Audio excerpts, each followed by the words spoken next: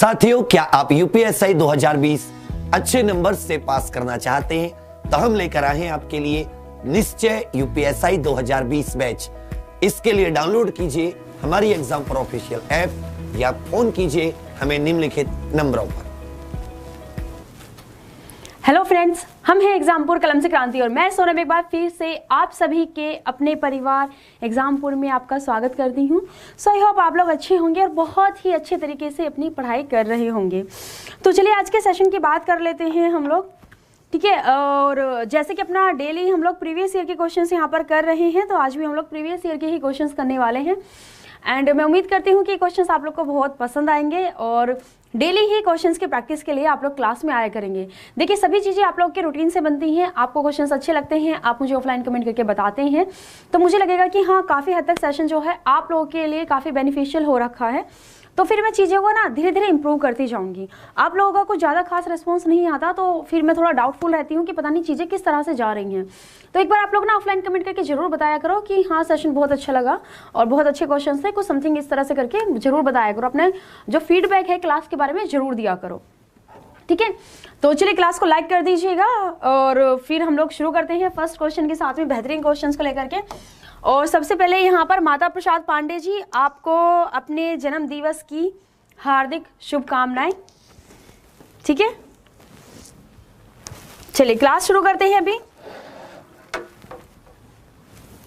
10 साल से कमेंट्स कर रहे हैं। अच्छा मोहित मिश्रा जी,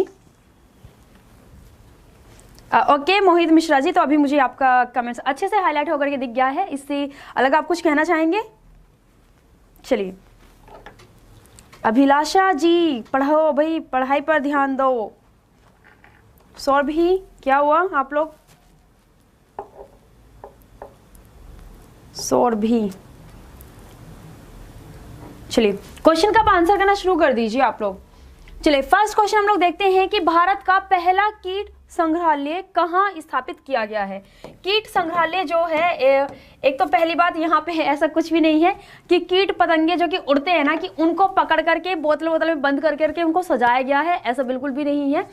उनके जैसी कुछ जो है आकृति, कुछ चित्र बनाए गए हैं और प्लास्टिक या फिर अदर चीज़ों से कुछ जो है उनके सेम टू सेम जैसे कीट पतंगे जो है वह बनाए गए हैं, ठीक है। यहाँ पर जो है फोटो तो खैर यहाँ पर किसकी है, फोटो तो खैर मैंने संग्रहालय की यहाँ पर लगाई है, बट उसमें जैसे कि भाई तितली हो गए, तितली से अलग कीट पतंगे बहुत से हैं, मुझे तो नाम भी नहीं पता, बट डेली लाइफ में हम लोग सभी फेस करते हैं, आप लोगों ने भी फेस किए होंगे कीट पतंगे जो हैं। तो यहाँ पर आपको बहुत ही वैरायटी में, बहुत ही अलग अलग प्रजातियों में कीट पतंगे देखने के लिए मिलेंगे। तो सबसे पहला भारत में इस तरह का सबसे पहला म्यूजियम स्थापित किया गया है। कहाँ स्थापित किया गया है ये आप लोगों को बताना है।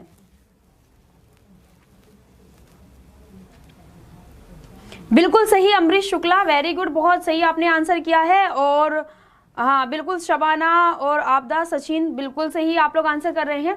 यहाँ पे अगर हम लोग बात करते हैं तो कहाँ पर, तमिलनाडु में, कहाँ पर, तमिलनाडु में किया गया है। और तमिलनाडु में भी अगर प्रॉपर लोकेशन की बात करें तो कोयम्बटूर में, कहाँ पर, कोयम्बटूर में इसकी स्थापना जो है यहाँ पर की गई है, जिसका इनॉग्रेशन के पलानी स्वामी, ठीक है, किसने, के पलानी स्वामी, ठीक है, जो कि तमिलनाडु के क्या है, चीफ मिनिस्टर हैं, उन्होंने इसका इनॉग्रेशन यहाँ पर किया था। और भारत में इंसेक्ट म्यूजियम जो है पहला ओपन हुआ है भारत के अंदर, जो कि कहाँ पर, तमिलनाडु में यह आपका ओपन किया गया है। क्लियर है? चलिए दूसरा क्वेश्चन देखेंगे अभी हम लोग आगे। दूसरा क्वेश्चन है कि भारत का पहला तैरता बाजार किस क्षेत्र में खोला गया है, ठीक है। यह तैरता बाजार है और बाजार खुद स्विमिंग नहीं कर रहा है। तैरते बाजार इट मीन्स कि बोट जो है ना, बोट के ऊपर चीजों को रख करके सेल की जा रही हैं, बेची जा रही हैं, एक जगह से दूसरी जगह में जा करके, कभी इधर तो कभी उधर, ठीक है। तो तैरते हुए जो है यहाँ पर चीजों को सेल की जा रही है बोट के थ्रू। तो इस तरह का क्या हो गया, ये हो गया आपका फ्लोटिंग मार्केट। तो भारत में इंडियाज फर्स्ट फ्लोटिंग मार्केट कहाँ पर ओपन की गई है ये आप लोग बताएंगे। आंध्र प्रदेश में, कोलकाता में, बिहार में या फिर झारखंड में। बिल्कुल सही आंसर कर रहे हैं, क्या बात है, आप लोग तो और 2 कदम आगे निकले हैं। बिल्कुल सही आंसर किया है आप लोगों ने। यहाँ पर अगर हम लोग करते हैं तो मेट्रोपॉलिटन डेवलपमेंट अथॉरिटी, ठीक है, मेट्रोपॉलिटन डेवलपमेंट अथॉरिटी के द्वारा इसको यहाँ पर खोला गया है ना। इन्होंने क्या किया है, इन्होंने इसमें इन्वेस्ट किया है और कहाँ पर है, यह आपका कोलकाता में ओपन किया गया है। कहाँ पर, कोलकाता के अंदर जो है यहाँ पर खोला गया है, जो कि पटोली में झील जो है ना, यहाँ पर पटोली नाम का जो कि यहाँ पर गांव है, वहां पर जो झील बनी हुई है, ठीक है, वहां पर जो कि झील बनी हुई है बहुत बड़ी, तो उस झील में जो कि बोट है उनमें सब्जियां हो गए, ठीक है, सब्जियां हो गई, फल हो गए और मछली हो गई, तो इन सभी को रख करके उनको बेचा जाएगा, ठीक है। तैरते तैरते जाओ, एक जगह से दूसरी जगह जाओ, वहां बेचो, फिर वहां बेचो, ठीक है, फिर वहां बेचो। तो इस तरह से चीजें चलेंगी। बहुत अच्छी पहल है। चलिए, इसमें भी आप लोग इस बार जीत गए, तो आप क्लास के शक्तिमान बन गए हमारे।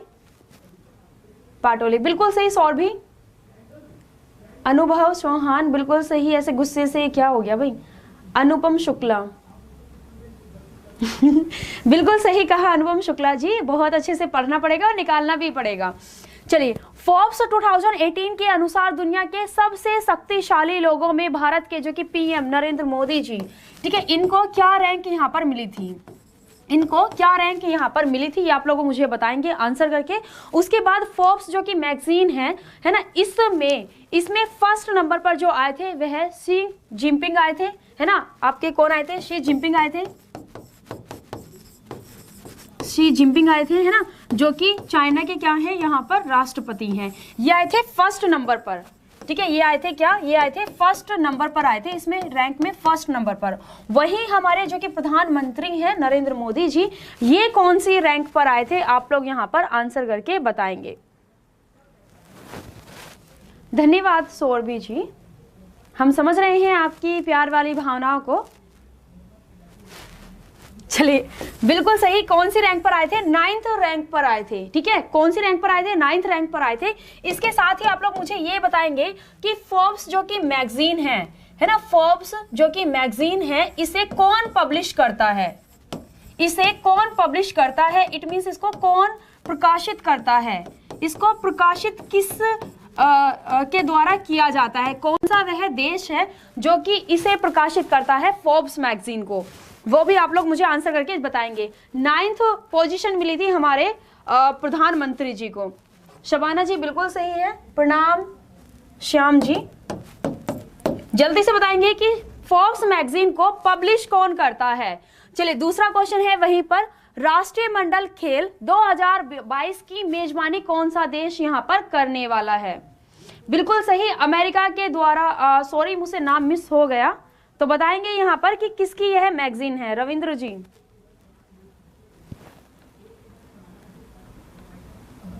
बताएंगे जल्दी से आंसर करके आप लोग यहाँ पे।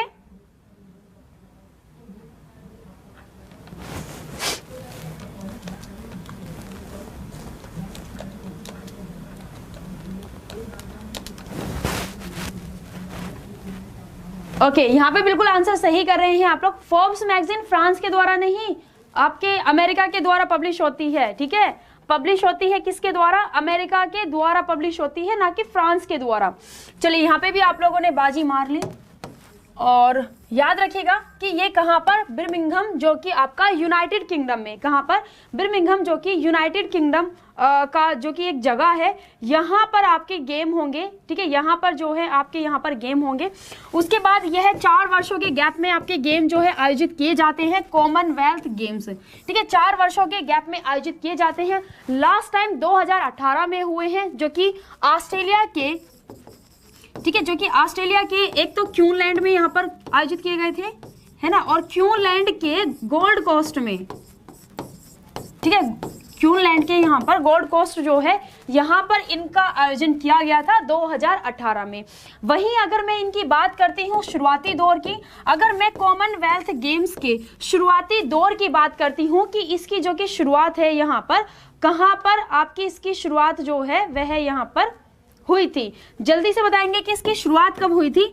अगर मैं बात करती हूं कि भाई यूनाइटेड किंगडम क्या पहली बार इनका आयोजन कर रहा है, तो नहीं, यूनाइटेड किंगडम तीसरी बार इनका आयोजन कर रहा है।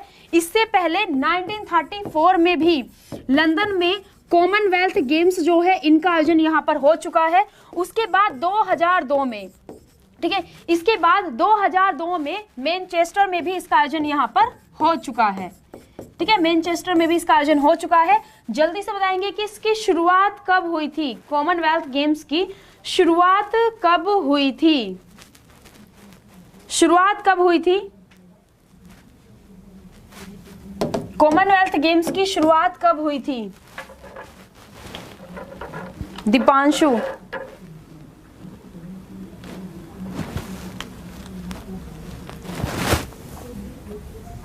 बिल्कुल सही अभिलाषा जी, तीसरी बार यहाँ पर आयोजन होने जा रहा है। ठीक है, तीसरी बार जो है यहाँ पर आयोजन होने जा रहा है। और कॉमनवेल्थ गेम्स की बात करते हैं, बिल्कुल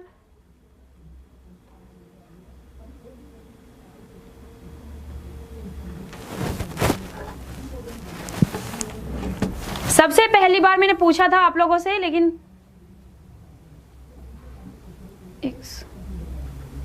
1930।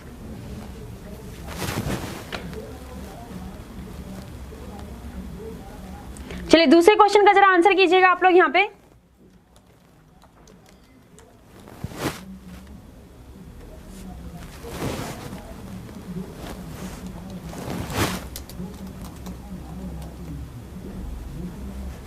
बिल्कुल सही। यहाँ पे अगर हम बात करते हैं कि वर्तमान समय में महिला हॉकी टीम की कप्तान कौन है, तो बिल्कुल सही, कौन है, रानी रामपाल है। कौन है, रानी रामपाल है। रानी रामपाल के बारे में बात करते हैं तो बहुत ही अच्छी प्लेयर यहाँ पर रही हैं और अभी हाल फिलहाल में ही इनका जो कि नाम है वह राजीव गांधी खेल रत्न अवार्ड जो है उसके लिए नामित भी किया गया है। ठीक है, तो यहाँ पे आंसर आपका बिल्कुल सही है कि रानी रामपाल जो है यहाँ पर, ये आपकी वर्तमान समय में क्या है, वर्तमान समय में यहाँ पर जो है आपका इंडियन हॉकी टीम, ठीक है, वुमेन इंडियन हॉकी टीम की क्या है, यहाँ पर आपका कप्तान है। ठीक है, चलिए आगे हम लोग क्वेश्चन करेंगे। यहाँ पे दूसरा क्वेश्चन है आप लोगों के लिए, जल्दी से आंसर कीजिएगा।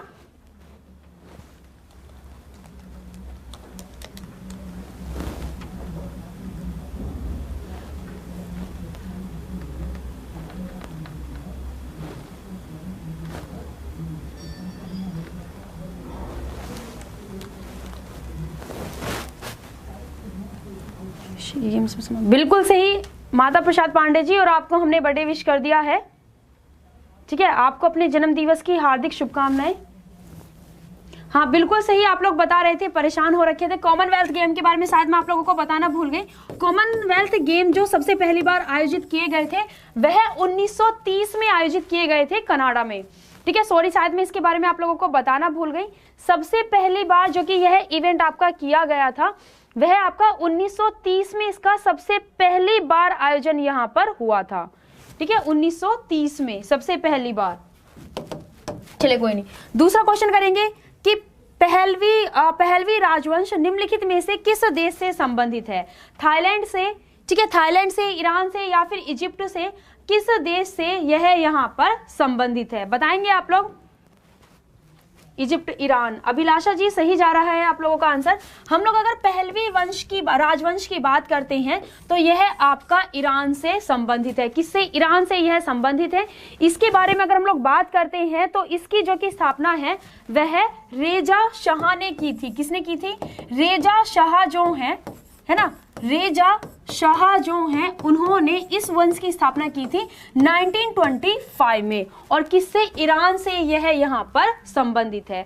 उसके बाद जिस समय ईरान की क्रांति हुई थी 1979 में, है ना, जब ईरान की क्रांति हुई थी तो उस समय इस राजवंश को उखाड़ के फेंक दिया गया था। ठीक है, मतलब कि इस राजवंश की जो नींव थी वह पूरी तरह से जो है एक तरीके से उखाड़ दी गई थी, खत्म कर दी गई थी।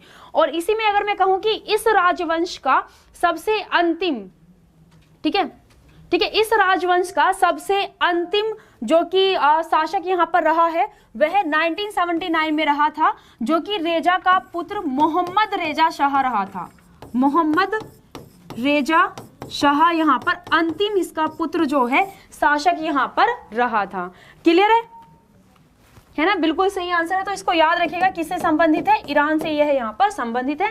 1925 में इसकी स्थापना हुई थी, जो कि किसने की थी, रेजा शाह ने इसकी स्थापना की थी। उसके बाद 1979 में जब ईरान की क्रांति हुई तो उसकी जड़ें उखाड़ करके फेंक दी गई थी, मतलब कि एक अंत जो है उसका हो गया था, जिसमें कि मोहम्मद रेजा शाह का पुत्र जो है अंतिम शासक यहाँ पर रहा। चलिए आगे क्वेश्चन करेंगे। निम्नलिखित में से कौन सा एशिया का पहला देश है जिसके पास बड़े पैमाने पर औद्योगिकरण है? ठीक है, मतलब कि मैन्युफैक्चरिंग करना, इंडस्ट्रीज को यहाँ पर स्थापित करना बहुत ही एक अच्छे लेवल पर यहाँ पर जो है किया जा रहा है। तो यह कौन सा देश जो है बना है, ये आप लोगों को बताना है। ठीक है, जापान है, यूके है, फ्रांस है या फिर चाइना है? बिल्कुल ईरान में ही रामसर नाम की जगह है, जहां पे कि रामसर साइट हुआ था, रामसर साइट सम्मेलन हुआ था, स्थापना। पहलव वंश, पहलवी वंश की बात की गई थी, पल्लव वंश अलग है, पल्लव वंश अलग है, यहाँ पे पहलवी राजवंश की बात की गई थी।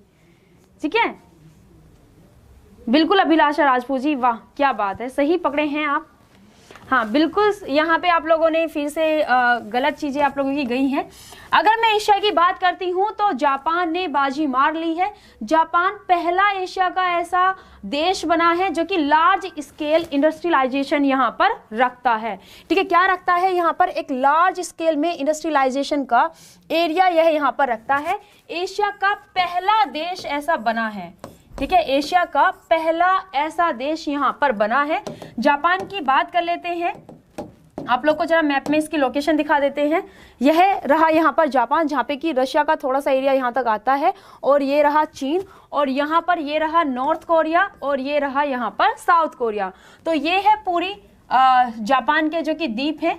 ठीक है, और जिसमें से अगर मैं बात करती हूँ तो इसकी जो राजधानी है वह इसके मिडल वाले द्वीप पर यहाँ पर पड़ती है, जो कि टोक्यो इसकी राजधानी है।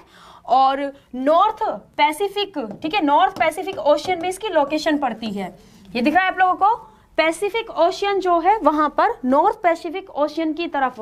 पैसिफिक ओशियन प्रशांत महासागर को भी अगर दो पार्ट्स में डिवाइड कर देते हैं भूमध्य रेखा से, एक तो आपका उत्तरी प्रशांत महासागर हो गया, एक दक्षिणी प्रशांत महासागर हो गया। तो इसकी जो कि लोकेशन है वह उत्तरी प्रशांत महासागर में आती है।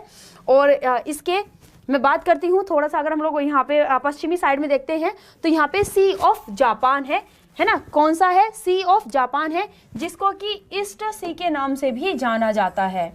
ठीक है, ईस्ट सी के नाम से भी इसको यहाँ पर जाना जाता है। नारुहितो यहाँ के सम्राट हैं, और शी जिनपिंग यहाँ के शी जिनपिंग नहीं, शिंजो आबे यहाँ के प्रधानमंत्री हैं, जो कि जापान पर सबसे लॉन्ग टाइम तक एज अ प्रधानमंत्री के तौर पर रूल करने वाले पर्सन भी बन गए हैं, शिंजो आबे। क्लियर है, और येन यहाँ पर करेंसी चलती है। ठीक है, येन यहाँ पर करेंसी चलती है। और जक्सा, ठीक है, जक्सा जो है वह क्या है, यहाँ की स्पेस एजेंसी है। ठीक है, जिस तरह से हमारे यहाँ की स्पेस एजेंसी इसरो है, उस तरह से जक्सा जो है वह जापान की स्पेस एजेंसी है। क्लियर है, चलिए भी आगे अब हम लोग क्वेश्चन करते हैं। यहाँ पे दूसरा हमारा क्वेश्चन है आगे कि निम्नलिखित में से किसने पेशावर में एक मठ स्तूप यहाँ पर बनवाया था? ठीक है, पेशावर में क्या बनवाया था, यहाँ पर एक स्तूप यहाँ पर पेशावर में निर्माण करवाया था इस पर्सन ने। तो उनका नाम आप लोगों को बताना है यहाँ पर, कौन है यहाँ पे, अशोक है, कनिष्क है, या फिर बिंबुसार है, या फिर श्रीगुप्त है। किसने पेशावर के अंदर एक मठ का यहाँ पर निर्माण करवाया है? नाम बताएंगे आप लोग उनका, किसने यहाँ पर निर्माण जो है करवाया है पेशावर में। ठीक है, आंसर कीजिएगा।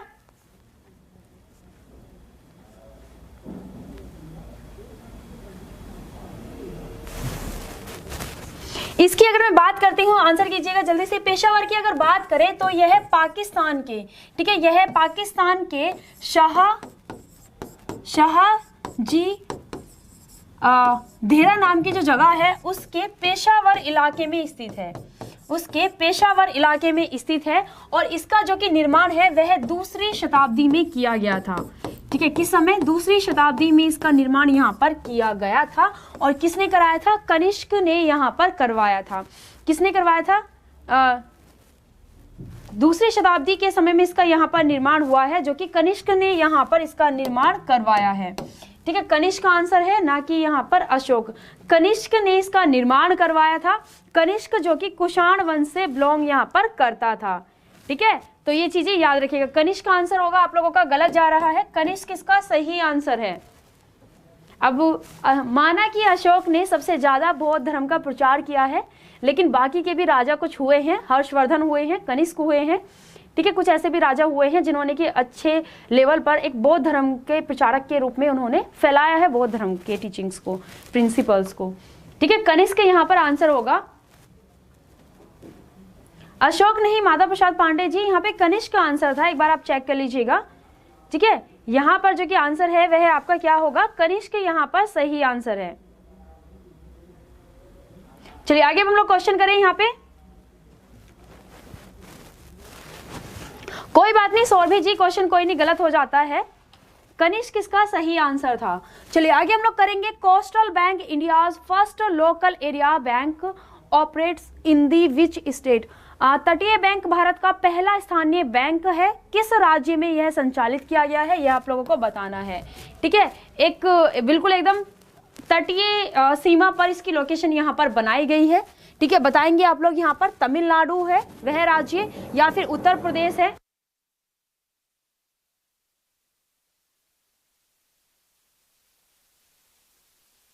बताएंगे जल्दी से आंसर करके आप लोग, उत्तर प्रदेश है, केरल है, या फिर आंध्र प्रदेश है, कौन सा वह राज्य है।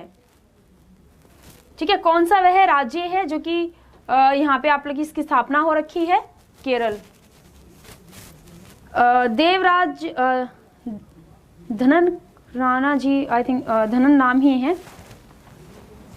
ओमकार जी, ये समय नहीं है, पढ़ाई का समय है, तो बिल्कुल यहाँ पे आप लोगों ने सभी ने बहुत ही गलत आंसर किया है। अमर जी आपका ठीक है, कुछ बच्चों ने सही आंसर किया है। इसकी अगर हम लोग बात करते हैं तो आंध्र प्रदेश में, कहां पर है, आंध्र प्रदेश इसका सही आंसर है। और आंध्र प्रदेश के नेल्लूर में, आंध्र प्रदेश के नेल्लूर में जो है इसकी स्थापना यहाँ पर की गई है, जो कि एक कोस्टल लाइन यहाँ पर रखता है आंध्र प्रदेश के अंदर। इसकी जरा मैं लोकेशन आप लोगों को यहाँ पर दिखा देती हूँ। देखिए, ये पूरे आंध्र प्रदेश की लोकेशन आप लोगों को दिखाई गई है, जो कि आपका उड़ीसा हो गया है ना, उड़ीसा है, छत्तीसगढ़ है, तेलंगाना है, कर्नाटक है और तमिलनाडु है ना। तो इन सभी से जो है भूमि को शेयर करता है आंध्र प्रदेश राज्य।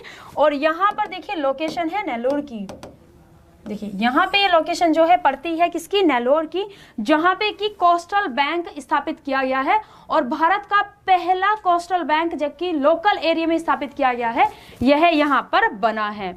तो आंसर क्या था आप लोगों का, आंसर था यहाँ पर आंध्र प्रदेश। क्लियर है, फिर से आप लोगों का गलत हो गया ये आंसर।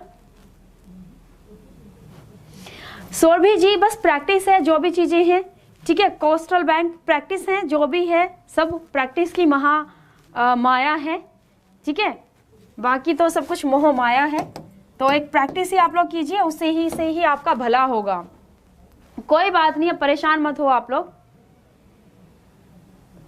कन्हैया जी धन्यवाद, बट यहाँ पे पढ़ाई पर ध्यान देते हैं। ठीक है, चलिए आगे हम लोग क्वेश्चन करेंगे। यहाँ पे भारत में राष्ट्रीय खेल दिवस किस दिन यहाँ पर मनाया जाता है। National sport day is celebrated on which date. आप लोग बताएंगे इसको आंसर करके हमें कि इसका जो कि सही आंसर है आपका कौन सा होगा। हाँ, इस बैंक के बारे में और ध्यान रखिएगा, कोस्टल बैंक जो है इसको आरबीआई के द्वारा स्थापित किया गया है। अगर पूछा जाने लगा ना कि किसके द्वारा उसको स्थापित किया गया है, तो आरबीआई जो है वह पूरा जो है इसका संचालन करेगा। ठीक है, आरबीआई जो है वह क्या करेगा, पूरा ही उसका जो है संचालन यहाँ पर करेगा। चलिए दूसरा क्वेश्चन हम लोग करने वाले हैं यहाँ पे, नेशनल स्पोर्ट डे के बारे में यहाँ पर करने वाले हैं।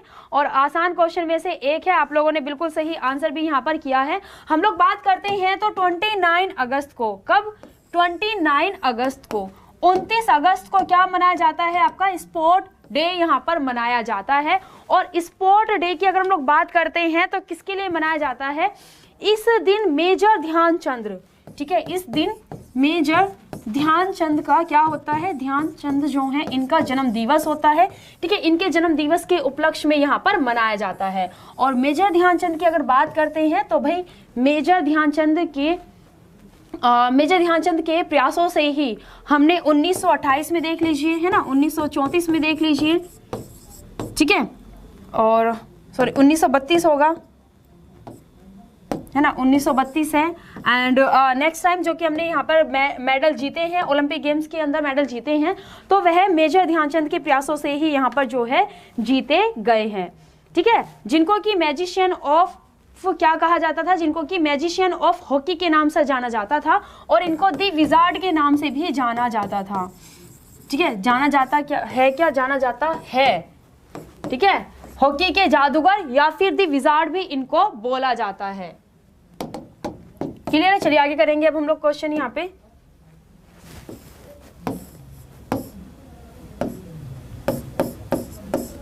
क्वेश्चन को थोड़ा सा जो है यहाँ पर इस तरह से करके लगाया जाएगा। क्वेश्चन के अंदर जो है आप लोगों को यहाँ पर आंसर दिया हुआ है, इसमें थोड़ा सा कोऑपरेट करना जरा। क्वेश्चन में बोल रही हूँ, क्वेश्चन में आप लोगों से पूछा गया है कि which among the following is the words is the women's. रुकिए मैं क्वेश्चन जरा बोल देती हूँ आप लोगों के लिए यहाँ पे। Women's equivalent of the Davis cup, निम्नलिखित में से कौन सा डेविस कप महिलाओं के समक्ष है। ठीक है, अगर मैं बात करती हूं तो डेविस कप जो कि टेनिस में दिया जाता है, लेकिन डेविस कप जो है वह सिर्फ पुरुषों में खेला जाता है, महिलाओं में नहीं खेला जाता।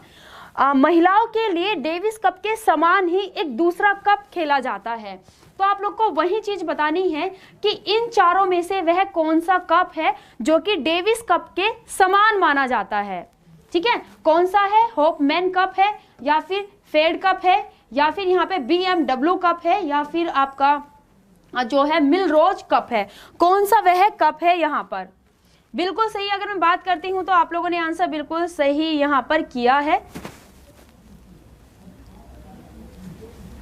ठीक है, कौन सा होता है यहाँ पर अगर हम लोग बात करते हैं तो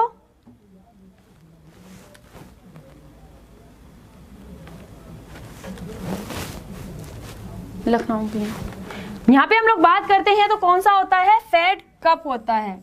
और मैंने आप लोगों के ध्यान से आंसर नहीं देखे कि यहाँ पर भी आप लोग ना गलत आंसर कर रहे हैं। फेड कप जो होता है यह है जो कि डेविस कप यहाँ पर होता है उसी के समान माना जाता है, और ये किस में खेले जाते हैं, यह आपके टेनिस के क्षेत्र में खेले जाते हैं। ठीक है, किस में दिए जाते हैं, टेनिस में आपका दिए जाते हैं यह दोनों ही कप। तो आप सभी ने गलत आंसर किया है, सभी के मार्क्स जो हैं वह डिडक्ट होते हैं यहाँ से। सभी ने गलत आंसर किया था इसका ज्यादातर, आप लोग को पता है। चलिए आगे हम लोग क्वेश्चन करेंगे। 3 जुलाई 1947 को भारत के विभाजन के खिलाफ किस पार्टी ने काला दिवस यहाँ पर मनाया था। ठीक है, जानते हैं 3 जुलाई 1947 में भारत और पाकिस्तान के विभाजन की यहाँ पर बात की जा रही थी। तो उस समय काला दिवस जो है यह किसने मनाया था। ठीक है, काला दिवस को यहाँ पर किसके द्वारा मनाया गया था, बताएंगे आप लोग किसके द्वारा यहाँ पर काला दिवस को मनाया गया था, जिसमें काफी हद तक सफलता भी रही थी। यह जो काला दिवस है यह मुख्य रूप से हमें महाराष्ट्र में देखने के लिए मिला था। महाराष्ट्र में जैसे कि बॉम्बे हो गया, ठीक है, उस समय के लिए तो हम लोग बॉम्बे लिखेंगे, उसके बाद पूना हो गया, उसके बाद सोलापुर हो गया। इन जगह पर मुख्य रूप से जो है यह काला दिवस मनाया गया था, और किसके द्वारा, हिंदू महासभा के द्वारा मनाया गया था। फिर से आप लोगों का आंसर गलत गया है। मैंने बोला था आज कि आज क्लास के अंदर आप लोगों के लिए बेहतरीन क्वेश्चंस रखने हैं, क्योंकि बीच में कुछ इस तरह के क्वेश्चंस रखने भी बहुत जरूरी हैं जो आप लोगों को थोड़ा सा एक लेवल दिखाते रहें कि जरूरी नहीं है। देखिए, पेपर आपके दो तरह से बनते हैं, या तो एक अच्छा लेवल रहेगा उसका, ठीक है, कि एक मॉडरेट कि आप लोग ठीक है यहाँ पे कर सकते हैं, ठीक है। और अगर अचानक से बहुत ज्यादा टफ लेवल आपका बन जाता है, तब आप लोग किस तरह की परफॉर्मेंस के लिए तैयार हैं, क्योंकि देखिए पेपर हमारे या फिर आपके द्वारा नहीं बनाया जाता, कोई और पेपर को फ्रेम करता है। हम तो तैयार कर सकते हैं और हम आपको तैयार करा सकते हैं, और आप खुद तैयार हो सकते हैं। क्लास में बस मैं यही कहूंगी कि जो लोग बच्चे बोलते हैं हम कैसे अपनी जीके को सुधारें, कैसे स्ट्रॉन्ग करें, बहुत सारी चीज होती है, याद नहीं कर पाते हैं, तो उनको मैं यही कहूंगी कि बस डेली क्लास में आइए और डेली पढ़िए।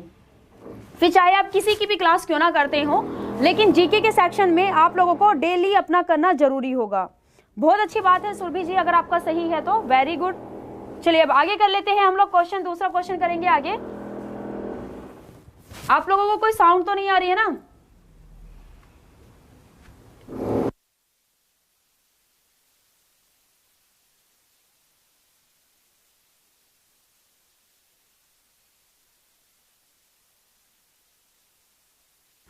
चलिए आगे हम लोग क्वेश्चन करेंगे यहाँ पे, भारत के साथ व्यापार करने के लिए एक संयुक्त स्टॉक कंपनी शुरू करने वाला पहला कौन था?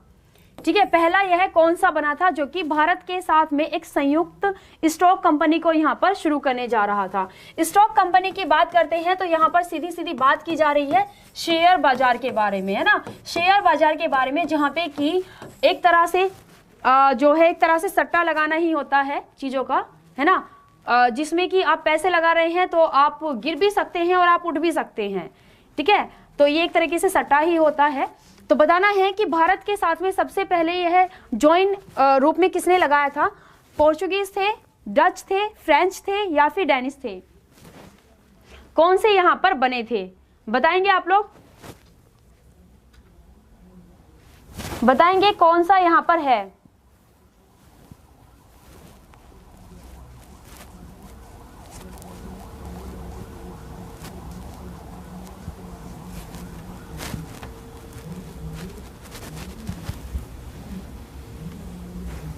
बिल्कुल सही आप बता रहे हैं, कौन सा है यहाँ पर? डच। ठीक है, डच की अगर हम लोग बात करते हैं तो डच ने 1602 में 1602 में एम्स्टर्डम में 1602 में एम्स्टर्डम में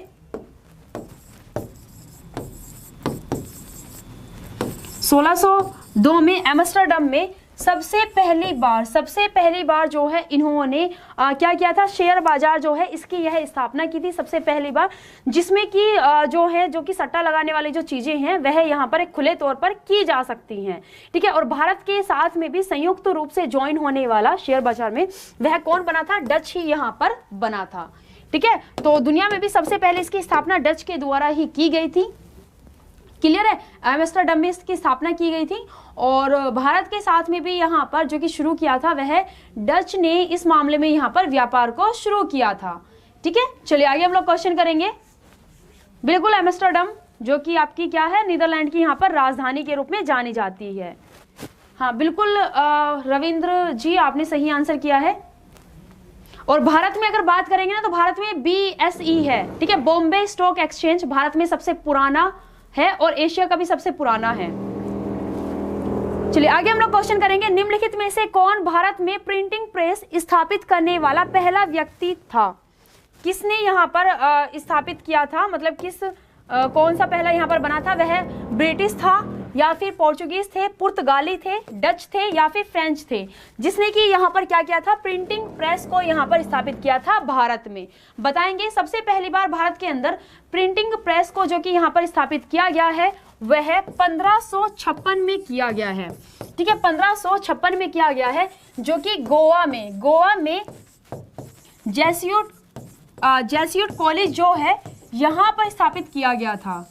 ठीक है, जेसुइट कॉलेज जो है गोवा में यहाँ पर स्थापित किया गया था। एंड किसके द्वारा की गई है? बिल्कुल सही सुधीर पाल जी, सही कहा आपने। वर्ल्ड में 9th नंबर पर आता है BSE, Bombay stock exchange.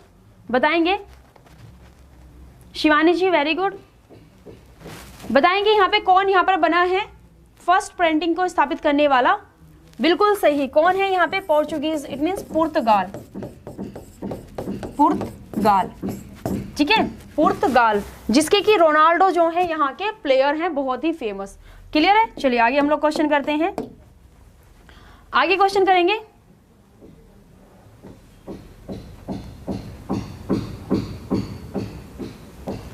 Amrish जी सॉरी मैं आपका मैसेज नहीं पढ़ पाई क्योंकि काफी बड़ा है, तो मैं नहीं पढ़ पाई आपका मैसेज क्योंकि क्लास के अंदर इतनी बातें नहीं हो पाती है ना।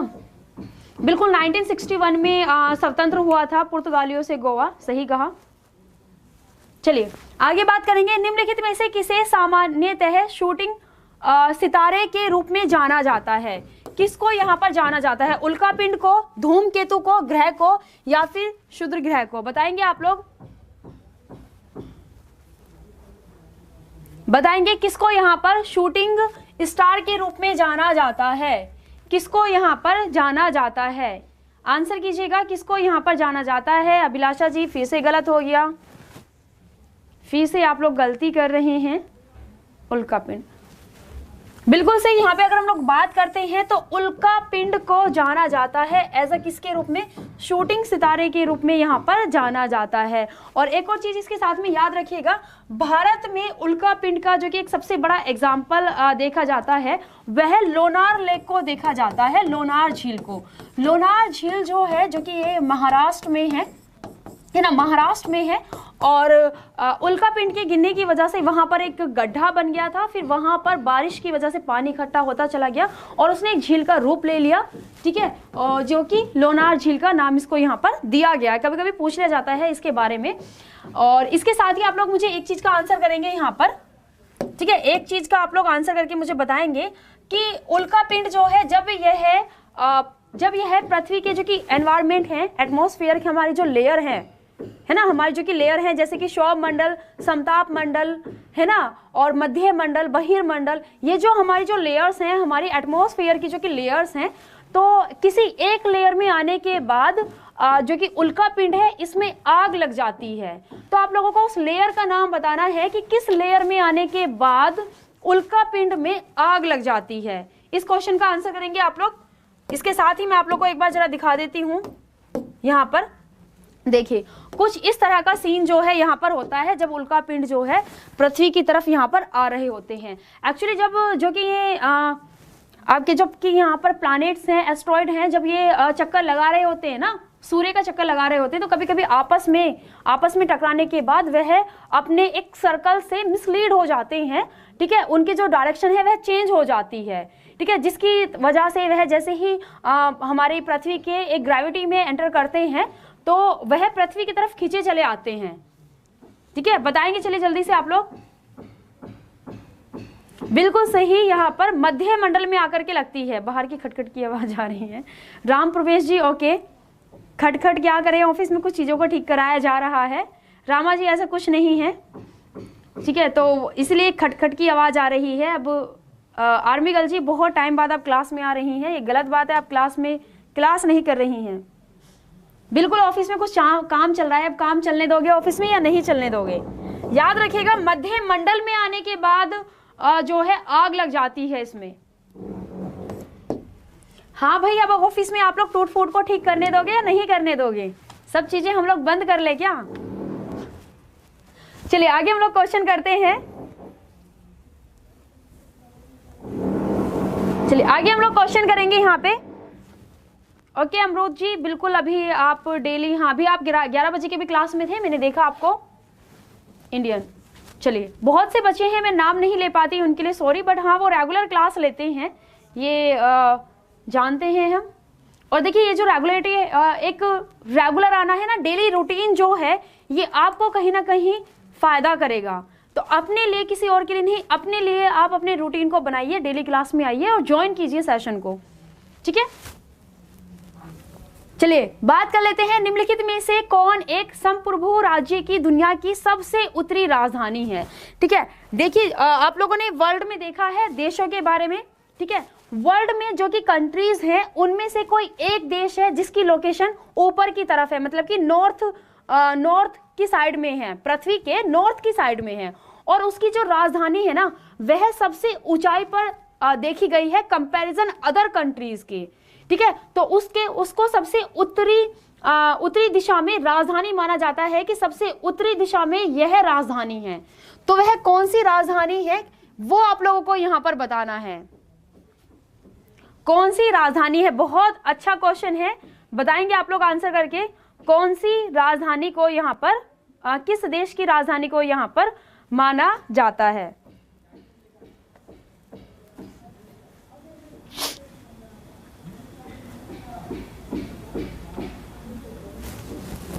बताएंगे?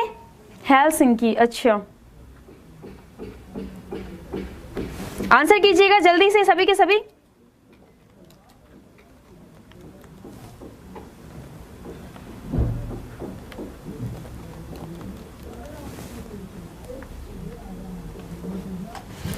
हाँ, गलत कर दिया भाई आप लोगों ने यहाँ पे। अगर मैं बात करती हूँ तो आंसर क्या होगा? आंसर होगा आप लोगों का रेकजाविक। क्या होगा? रेकजाविक यहाँ पे सही आंसर होगा, जो कि आइसलैंड की क्या है? आइसलैंड की यहाँ पर राजधानी है, ठीक है, क्या है, आइसलैंड की राजधानी है यहाँ पर जिसका नाम है रेकजाविक। तो आप लोगों ने बिल्कुल गलत कर दिया। अगर मैं आइसलैंड की बात करती हूँ तो आइसलैंड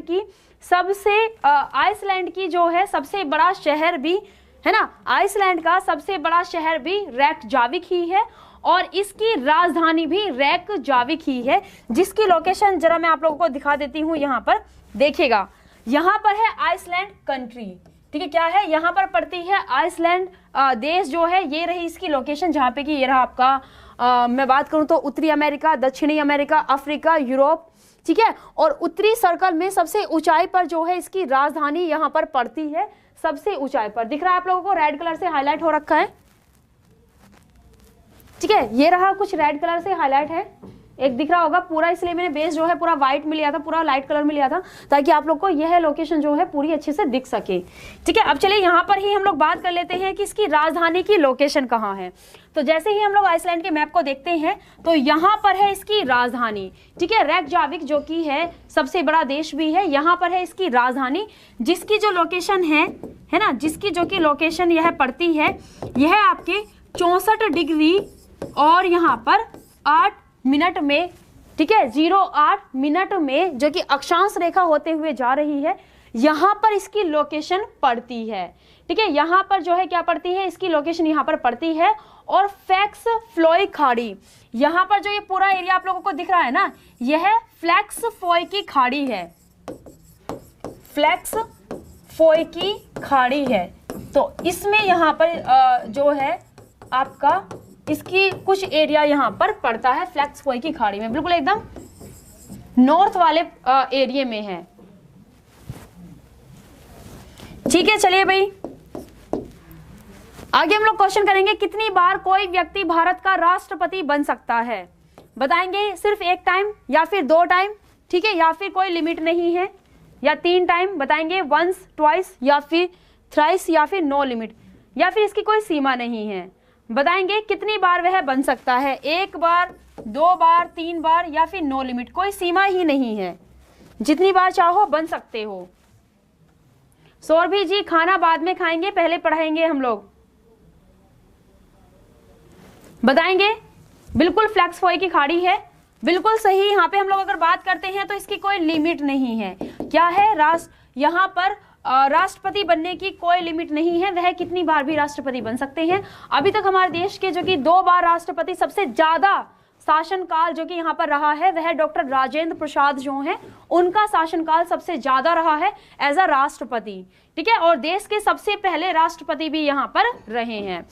चलिए आगे हम लोग क्वेश्चन करेंगे, भारत में किस वर्ष केंद्र शासित प्रदेशों की शुरुआत यहाँ पर की गई थी भारत में, ठीक है, जिसमें से अगर मैं बात करती हूँ तो सबसे पहले दिल्ली को, ठीक है, दिल्ली को केंद्र शासित प्रदेश के तौर पर यहाँ पर अपनाया गया था, फिर अंडमान एंड निकोबार को अपनाया गया था, फिर यहाँ पर लक्षद्वीप को अपनाया गया था, ठीक है। तो बताएंगे आप लोग यहाँ पर आंसर करके कि किस वर्ष जो है यहाँ पर केंद्र शासित प्रदेश की शुरुआत यहाँ पर हुई थी, किस वर्ष यहाँ पर हुई थी, 1949 में, 1950 में, 1956 में या फिर 1960 में, कहां पर शुरुआत जो है इसकी यहाँ पर हुई थी।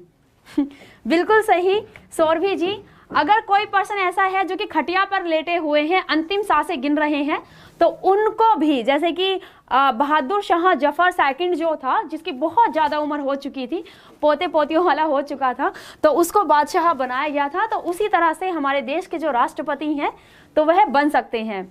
आप इसलिए तो आप लोगों को मैं कहना चाहूंगी कि आप लोग भी उम्मीद मत छोड़िए, ठीक है, आखिरी दम तक राष्ट्रपति बनने की उम्मीद आप लोग रख सकते हैं, ठीक है, जब आखिरी सांसें भी गिन रहे होंगे ना, तो भी राष्ट्रपति बनने की उम्मीद आप लोग रख सकते हैं। यहां पर गलत हो गया, आंसर जो होगा आप लोग का 1956 होगा, 1950 नहीं 1956 आंसर होगा यहाँ पे, ठीक है, 1956 जो है यह आप लोगों का सही आंसर होगा।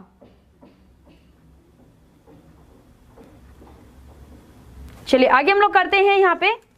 इससे पहले अगर मैं बात करती हूँ ना, तो 1956 में क्या हुआ था, 1956 में हमारे देश में यहाँ पर केंद्र शासित प्रदेश जो है यहाँ पर उनको घोषित किया जाने लगा था। इससे पहले क्या होता था कि इससे पहले जो राज्यों जो होते थे ना, उनका जो छोटा जो कि क्षेत्र हुआ करता था, उन्हें स्टेट ए के अंदर, उन्हें जो है कुछ इस तरह से डिवाइड किया जाता था, जैसे कि स्टेट ए है ना, स्टेट बी, स्टेट सी, स्टेट डी, इस तरह से करके उनको डिवाइड किया जाता था। लेकिन इस रूल को हटा करके भारत में एक्ट लाया गया था 1956 में, जिसके चलते हमारे देश में केंद्र शासित प्रदेश बनाए जाने लगे।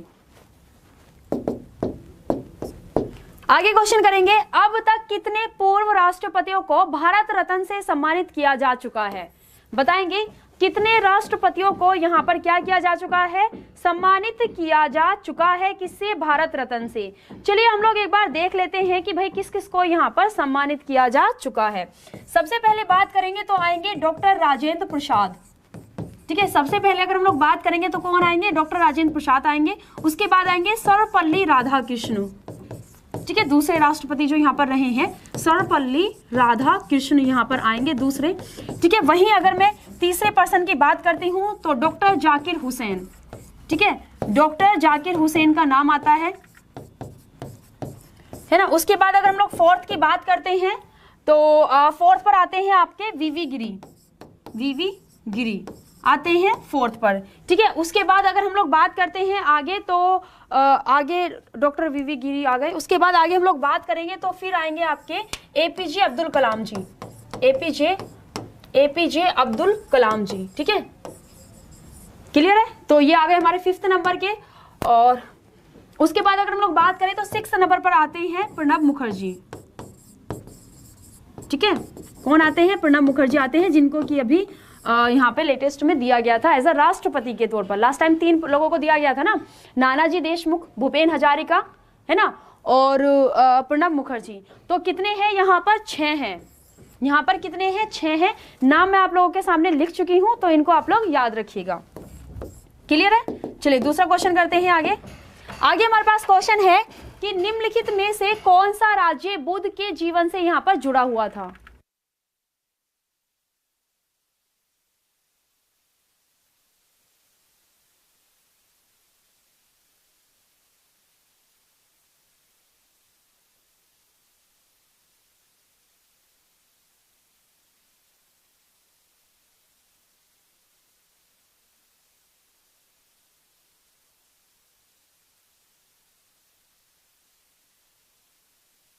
बताएंगे आप लोग आंसर करके यहाँ पे।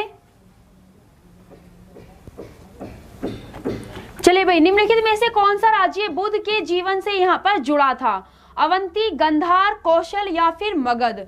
बताएंगे आप लोग कौन सा यहाँ पर जुड़ा हुआ था। ऑप्शन आप लोगों के पास में दिए हुए हैं कि यहाँ पर कौन सा जो है आप लोगों का सही आंसर यहाँ पर होगा।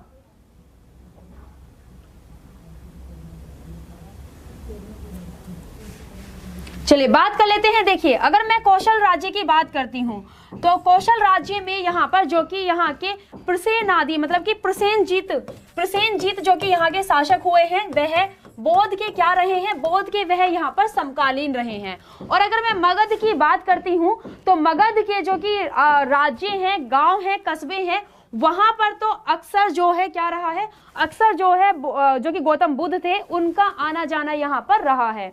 ठीक है, यहाँ पर आना जाना जो है उनका यहाँ पर रहा है। सो यहाँ पर आपके 2, एक तो 3rd और एक 4th।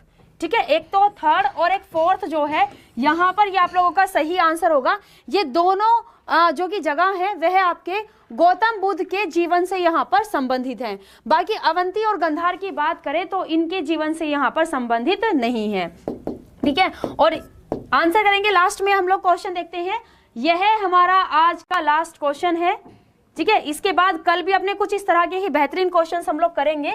तो डेली जो कि मेरी 11 बजे की क्लास होती है, जिसमें हम लोग कल स्टेडियम के बारे में करने वाले हैं। ठीक है, चाहे वह हमारे भारत की है चाहे अदर देशों की है, तो स्टेडियम से संबंधित जो कि क्वेश्चंस हैं वह हम लोग 11 बजे की क्लास में करेंगे। और 12 बजे की क्लास में हम लोग जैसा कि कर ही रहे हैं, प्रीवियस ईयर के क्वेश्चंस अपने बेहतरीन कर रहे हैं, वही हम लोग करते रहेंगे। चलिए, तो बताएंगे कि अब तक कितने पूर्व राष्ट्रपतियों, ये क्वेश्चन मुझे लग रहा है कि रिपीट हो गया।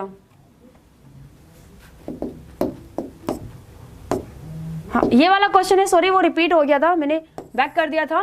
बैक्ट्रिया के किस यूनानी राजा ने भारत पर लगभग 190 ईसा पूर्व यहाँ पर जो है शासन किया है ना,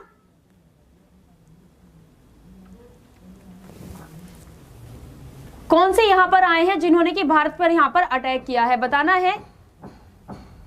जिसने कि भारत के ऊपर अटैक यहां पर किया था। इसके साथ ही आपकी 1 बजे समीर सर की क्लास होगी साइंस की, ठीक है। समीर सर की 1 बजे साइंस की आप लोगों की क्लास होनी है, तो समीर सर की साइंस की क्लास को अटेंड कर लीजिएगा, ठीक है। तो तुरंत बाद ही सर की क्लास शुरू है, तो सर की क्लास को आप लोगों को अटेंड करना है, क्योंकि भाई बहुत बार आपको समझा चुकी हूँ कि साइंस के नंबर भी बहुत ज्यादा वैल्यू आपके रखते हैं, और सर ने आप लोग के लिए स्पेशली 0 से शुरू किया है। अभी 2-3 क्लासेस सर की हुई हैं, तो स्टार्टिंग से अगर आप लोग का ये है कि हमें कुछ नहीं आता, बेसिक से शुरू करना है, तो सर वह स्टार्ट कर चुके हैं, ज्वाइन कीजिएगा। और जो एक्सपीरियंस अपना कर रहे हैं, फिर से उनके लिए रिवीजन के तौर पर क्लासेस शुरू हो चुकी हैं, तो 1 बजे वाली अपनी साइंस की क्लास कर लीजिएगा, ठीक है। बिल्कुल सही। यहाँ पे अगर मैं बात करती हूँ तो डेमेट्रियस, ठीक है। अगर हम लोग बात करें तो यह कौन सा शासक था, यह था डेमेट्रियस। डेमेट्रियस जो है, जिसने कि 190 ईसा पूर्व जिस टाइम पे हमारे भारत में मौर्य वंश का साम्राज्य यहाँ पर फैला हुआ था, तो इसने काफी हद तक मौर्य वंश का जो कि साम्राज्य था वह इसने जीत लिया था, ठीक है। तो आंसर क्या है यहाँ पर, ए ऑप्शन आप लोगों का सही आंसर है। नहीं, मैं लगातार नहीं पढ़ा रही हूँ, 11 बजे स्पेशल क्लास होती है मेरी। 11 बजे की जो क्लास होती है उसमें सिर्फ मैं स्टैटिक जीके का ही आप लोगों को कराती हूँ, है ना, जिसमें हम लोग 1 डे टॉपिक करते हैं। उसमें हम लोग एक टॉपिक लेते हैं और उस टॉपिक से संबंधित जो भी क्वेश्चंस अपने बनते हैं वह सभी क्लास के अंदर हम लोग करते हैं, ठीक है। क्योंकि क्वेश्चन से आप लोगों की प्रैक्टिस हो जाती है, रिविजन हो जाता है, और जो बच्चे नोट्स बना रहे हैं उनके भी नोट्स बन जाते हैं क्वेश्चंस के थ्रू ही, हम लोग एक्सप्लेनेशन के साथ में कर लेते हैं। तो आज उसके अंदर हम लोगों ने प्लेयर्स के बारे में किया था, और कल हम लोग सिर्फ स्टेडियम के क्वेश्चंस करेंगे उसके अंदर, ठीक है। तो 11 बजे और 12 बजे दोनों ही क्लास आप लोग ज्वाइन कर लिया कीजिए। अब मिलते हैं, क्लास अच्छी लगी है तो गुरु दक्षिणा लाइक के रूप में करना ना भूलें। एंड उसके बाद याद रखिएगा कि 6 बजे सुबह में 6:30 बजे विवेक सर की भी क्लास होती है करंट अफेयर की, तो विवेक सर की क्लास कर लिया कीजिए। और सर की रात में 11 बजे भी क्लास होती है स्टैटिक जीके की, तो विवेक सर की रात की जो क्लास होती है वह भी अटेंड किया कीजिए, जो कि बहुत ही बेहतरीन सेशन सर ने आप लोगों के लिए शुरू किया है ना। और ऑफलाइन कमेंट करके बताइएगा कि क्वेश्चन कैसे लगे आज के, बताना है आप लोगों को। साबू जी धन्यवाद कि आज के क्वेश्चन कैसे लगे, ये जरूर आप लोग मुझे बताएंगे, ठीक है। बड़े ढूंढ करके आप लोगों के लिए चुनिंदा क्वेश्चंस निकाले थे, तो बताना कि कैसा लगा, ताकि मेरा मनोबल बढ़े और मैं ऐसे ही आप लोगों के लिए अच्छे से सेशन करती रहूं, ठीक है। तो मिलते हैं कल हम लोग अपनी क्लास के अंदर 11 बजे, और उसके बाद 12 बजे। जो न्यू स्टूडेंट्स है वह चैनल को सब्सक्राइब कर दीजिएगा, लाइक कर दीजिएगा, और क्लास को दूसरे बच्चों के साथ में शेयर भी किया करो जो कि गवर्नमेंट जॉब की प्रिपरेशन कर रहे हैं, ताकि उनको भी काफी हेल्प मिल सके क्लासेस से, ठीक है। मिलेंगे कल 11 बजे। So thank you students, and जय हिंद, जय भारत।